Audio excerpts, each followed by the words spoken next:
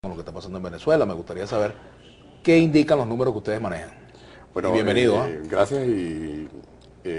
Los números nuestros son bien particulares, incluso en una muestra que hicimos del 10 de febrero al 20, es decir, que hace apenas 6 días este trabajo que se hizo, un muestreo de opinión de alrededor de 1.300 encuestas en hogares directamente.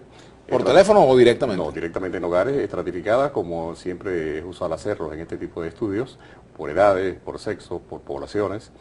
Y por supuesto que en la geografía nacional, ¿no? Casi toda la geografía nacional fue consultada con relación a las preguntas de que trata nuestro estudio, nuestro muestreo. Muestreo que tiene un margen de confianza de un 95% y un margen de error de un 3%, ¿no?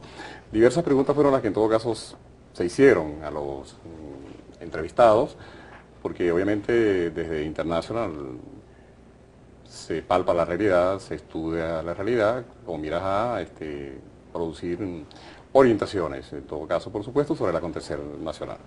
Por ejemplo, fíjate en la pregunta que se hizo a los encuestados con relación a cuál es el principal problema que tiene el país. Para los encuestados se arrojó un resultado del 50.4% de problema, como principal problema, la inseguridad en el país. ¿Por encima de los problemas económicos? Por encima incluso del problema del desabastecimiento, que estuvo un 25.3%, y luego la inflación un 10.2%, el desempleo un 5.2%. Posiblemente los encuestados, al responder de esta manera, estuvieron sopesando situaciones. El desempleo, el desabastecimiento tienen mucho que ver con cosas muy materiales, muy directas, que ciertamente las personas sienten, palpan, pero que obviamente son cosas tangibles que pueden ser solucionadas en el mediano plazo. La inseguridad está más vinculada a un problema incluso más interno, más espiritual, más de percepción psicológica, ¿no? El querer andar tranquilos, el querer andar seguros, el querer andar en paz, el querer salir, pasear, disfrutar, etcétera, consideró a la gente con un elevado porcentaje, como hemos dicho, del 54%, que era para ellos su principal problema. Claro, esto, cuando tú hablas de la percepción, también esa percepción tiene que ver con la realidad, no es una percepción, digamos, no es una sensación, es una percepción directamente ligada a la realidad. Claro, ¿no? es una realidad que toca una estructura, por supuesto, y la estructura está basada en una sociedad que se desarrolla, que vive, que piensa, que trabaja, que realiza las diversas tareas cotidianas, ¿no? Y esa realidad, por supuesto, la gente la vive, la gente la disfruta, la gente la padece, la gente la sueña, la gente la palpa. Y de allí que este muestreo realizado directamente en los hogares de las personas consultadas allí aflojó este porcentaje tan alto con relación al problema de la inseguridad. Después le sigue el problema del desabastecimiento, Del ¿verdad? desabastecimiento, Con sí. un 25%. 25.3%. ¿Y cómo se explica que esté tan bajo con respecto a la inseguridad este tema que es tan importante, sí, y tan asociado a la vida cotidiana también? Claro, porque posiblemente la gente, acuérdate que el muestreo fue hecho entre el 10 y el 20 de febrero, es decir, está recién hecho.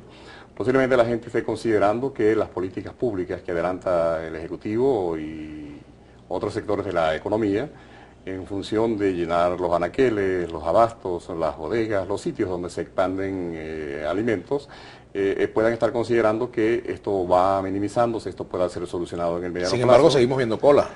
Todavía hay algunas, sí, como no, todavía se palpan colas inclusive, pero el gobierno ha ido adelantando algunas políticas que posiblemente la gente va asumiendo.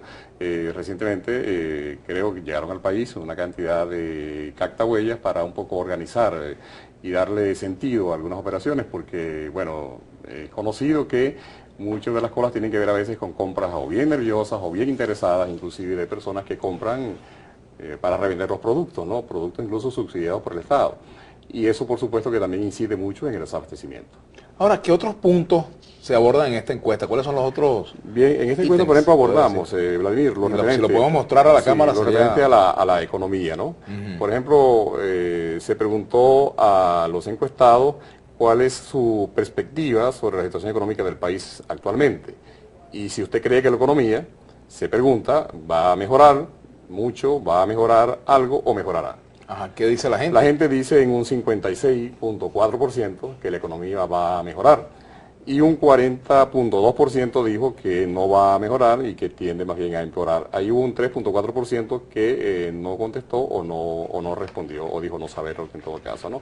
Fíjate que inclusive, como en la primera lámina, cuando vemos la percepción sobre el principal problema, en la segunda, cuando se pregunta a la gente sobre la situación económica del país, un 56% considera que la economía está difícil, hay problemas, pero que ella tiende a mejorar. Posiblemente, inclusive, la gente considera que puede haber repuntes, por ejemplo, en el precio del crudo, lo cual está ocurriendo, lentamente, pero está ocurriendo. Y posiblemente también la gente considere que el Estado, el Ejecutivo, el Gobierno, haya entendido, haya comprendido que seguir o continuar dependiendo de la renta petrolera en un elevado porcentaje, debe ser eso revertido hacia un proceso productivo que obviamente lleve a que en el país se estén produciendo los artículos que actualmente se están importando, o por lo menos una buena parte de ellos. En ese sentido, considero a la gente que la economía tiende a mejorar en el mediano plazo, ¿no? Ahora es un poco sorprendente eso, porque la impresión que se da, la sensación que se da en la calle es que hay mucho pesimismo con respecto a este cuadro, sobre todo por la caída de los precios del petróleo. O sea, ¿cómo pensar que la economía va a mejorar si han caído los precios del petróleo? A pesar de que pueda haber repuntes puntuales, pero frente a los 120 o a los 80 o 90 dólares que llegó a tener el precio como el precio del barril. Claro, lo que pasa es que este es un problema que tiene muchas aristas. Por ejemplo, la gente piensa que la economía puede mejorar en la medida en que, por ejemplo, sus empleos se mantengan, y la tasa de desempleo en Venezuela es bastante baja comparado con otros países incluso del continente y fuera del continente, ¿no? Esto, por supuesto, le permite a la gente tener acceso a través de un salario que goza de la protección del Estado, que ha dictado medidas de inamovilidad laboral en los últimos 12, 13 años, a adquirir sus productos alimenticios.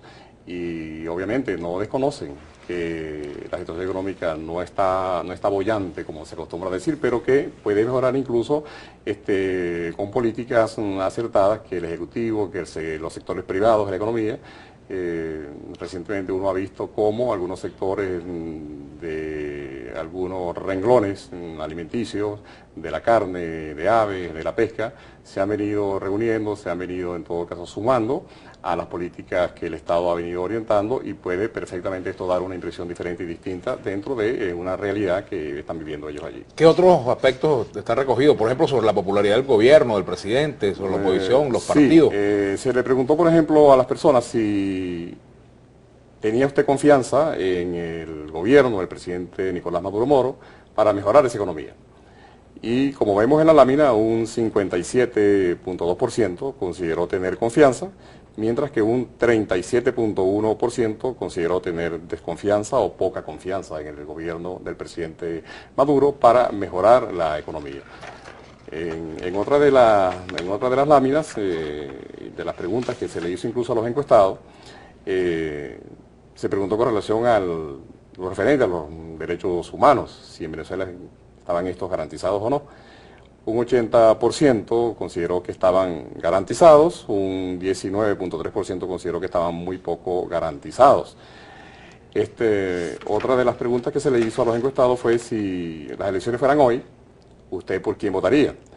Y un 43.6% respondió diciendo que votarían por los candidatos del Partido Socialista Unido de Venezuela y sus aliados, mientras que un 31% consideró que votarían por los candidatos de la Mesa de la Unidad Democrática y sus aliados, ¿no? Ajá, ¿y qué otro porcentaje hay allí? Porque estamos hablando un porcentaje indeciso. Estamos hablando de 43 y un porcentaje indeciso de 24. De 24.8% que por ahora no ha manifestado su interés, su disposición, su decisión. Posiblemente esto varíe cuando el propio CNE establezca su cronograma electoral, que ya comienza a hacerlo. Creo que ya anunciaron por allí el apoyo a las elecciones internas del PSUV y de la misma Mesa de la Unidad Democrática. Cuando estos candidatos se conozcan, tengan nombres y apellidos, cuando la gente ya conozca y tenga directamente la percepción de quiénes son, este porcentaje de indeciso, que bien puede en todo caso derivarse hacia los sectores del Partido Socialista Unido de Venezuela, o que en todo caso pueden tornarse en función de otras direccionalidades, ya cuando en todo caso esto se vaya conociendo. Ahora, fíjate, Félix, ¿por qué hay tanta digamos, diferencia entre una encuesta y otra. Por ejemplo, ¿por qué, por ejemplo, la encuesta de